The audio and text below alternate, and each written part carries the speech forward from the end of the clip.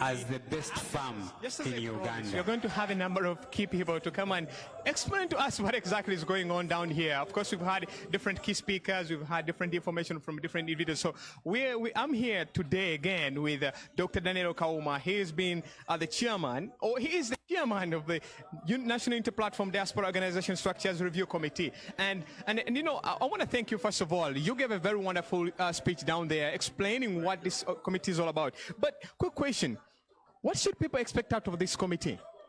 So the idea of having this committee is like last year, People Power and NUP were a new organization to the diaspora.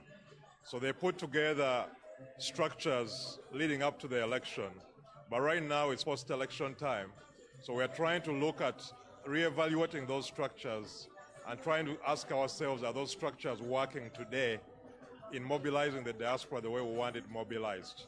Because the diaspora has played a key role in influencing the political affairs happening in our country, both in terms of funding, in terms of lobbying for good policy, in terms of making sure we reach out to stakeholders, and how we can improve the plight of Ugandans.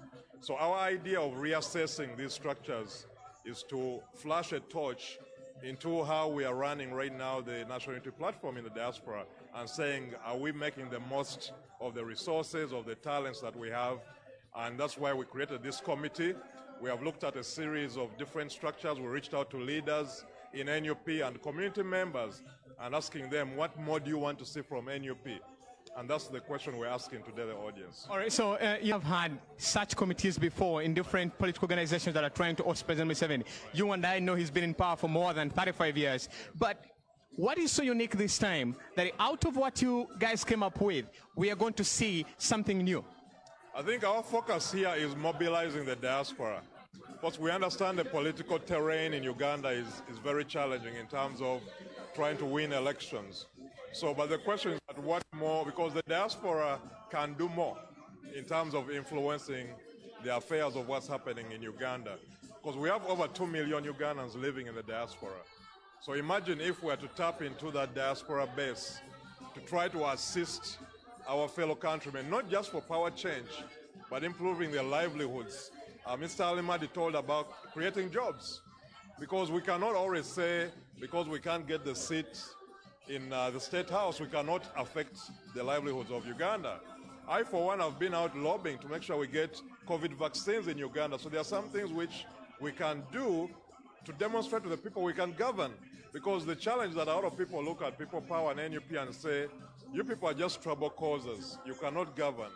But by being constructive, by putting together structures that can actually create jobs for people, that can create healthcare opportunities for people, that can divert resources to people who need them, we can guarantee Ugandans that if NUP is elected in power, this is how they govern.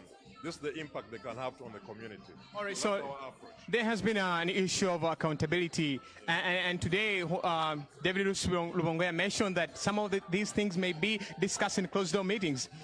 In your opinion, when you come up with these structures, do you think this is going to be the way forward, that everything should be discussed in closed-door meeting, or there is need for that open accountability amongst NUP supporters? There are some things which have to be discussed behind closed doors, but there are some issues which we have to disclose to the membership.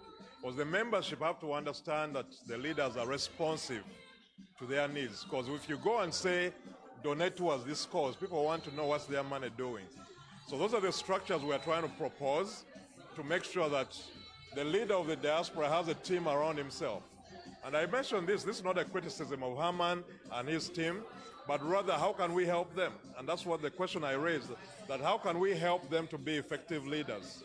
And you do that by creating structures around them, by making sure they have the resources they need, they have the teams around them, professionals who know how to run these things, and they can run their jobs effectively. So for me, that's how I look at it. You get accountability by having a director of finance around Herman. You get accountability by having a professional accountant around Herman. Because Herman is the leader, but he didn't do finance, he didn't do accounting. So you need people who are professionals to do legal work, do accounting. That's how you continue to grow the party. So that's really what we are proposing today. So